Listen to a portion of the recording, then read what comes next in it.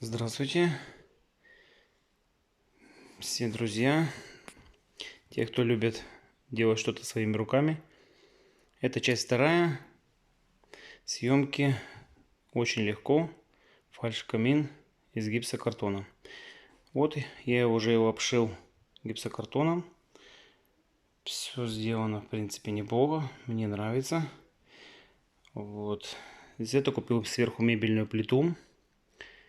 Она была просто прямая. Это я уже сам все подогнал, подпилил. И сзади треугольнички повырезал. Но оно еще не совсем хорошо закреплено все. Я потом сниму часть третью, когда уже будет финиш. Значит, смотрите. Кто смотрел первую часть, он видел, как я все делал. Это все обшито. Главное, чтобы не сходились все швы. Главное, чтобы все было в разбежку. Обязательно швы надо будет пройтись каким-то клеем, либо шпаклевкой. Вот, лучше с сеткой, конечно. Ну, у кого нет сетки, можно и так. И обложить потом все кирпичиком, чтобы это был как настоящий камин. Фальш-камин уже поставил сам. Вот, теперь, значит, дело уже идет в дальнейшей отделке. Обязательно погрунтовать.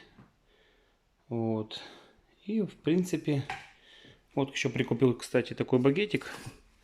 Это будет так вот, знаете, под столешню. Оно будет очень даже неплохо. Будет как натуральный камин. Никто не отличит. Когда обложу, все сниму еще раз, покажу. Кому интересно, пишите в комментариях, обязательно расскажу. Вот. Это снизу отверстие под дрова. То есть будут положены туда дрова, круглячки, то есть имитация настоящего камина.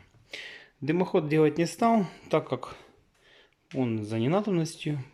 Ну, фальш-дымоход имеется в виду. Вот.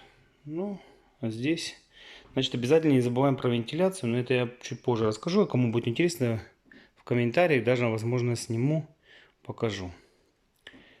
Обязательно вентиляция, чтобы шла конвекция, чтобы там не собирался жар. Потому что камин, он реально греет.